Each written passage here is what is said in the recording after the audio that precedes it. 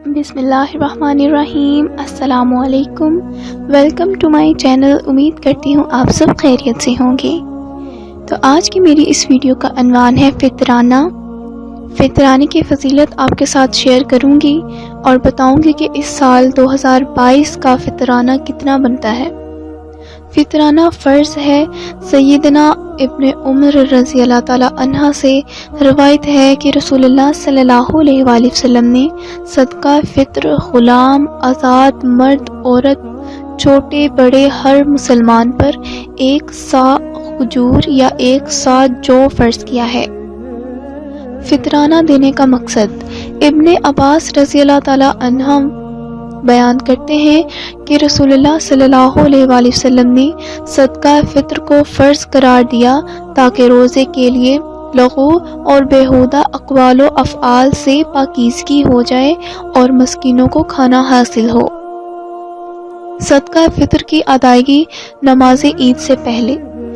ابن عمر رضی اللہ تعالی عنہ سے مروی ہے کہ نبی کریم صلی اللہ علیہ وآلہ وسلم نے صدقہ فطر نماز عید کے لیے جانے سے پہلے نکالنے کا حکم دیا۔ رسول اللہ صلی اللہ علیہ وآلہ وسلم نے فرمایا، جس نے صدقہ فطر نماز عید سے پہلے ادا کر دیا تو یہ ایسی زکوٰۃ ہے جو قبول کر لی گئی، اور جس نے اسے نماز کے بعد ادا کیا تو یہ عام صدقات میں سے ایک صدقہ ہے۔ فطرانہ اس عشرے کی ایک خصوصی عبادت بھی ہے جو ہر صاحب حیثیت مسلمان پر تقریباً 2 سیر گندم یا اس کی قیمت کے حساب سے واجب ہے۔ اس کی ادائیگی نماز عید سے پہلے ہونی چاہیے تاکہ غربا و نادار اپنی ضروریات خرید کر سب کے ساتھ خوشیوں میں شریک ہو سکیں۔ لیکن کسی نے ادائیگی میں تاخیر کر دی تو صدقہ فطر اس سے ساقط نہ ہوگا، عمر بھر اس کے ذمہ واجب رہے گا۔ جب بھی ادا کرے ادا ہی ہوگا نہ کہ قضا۔ اگر ادا کیے بغیر موت کا وقت آ گیا تو وصیت کرنا واجب ہے جو میراث کی تہائی میں نافذ ہوگی۔ وصیت نہ کرنے کی صورت میں ورثہ کے ذمہ کچھ نہیں، البتہ اگر بالغ ورثہ اپنی طرف سے ادا کریں تو درست ہے۔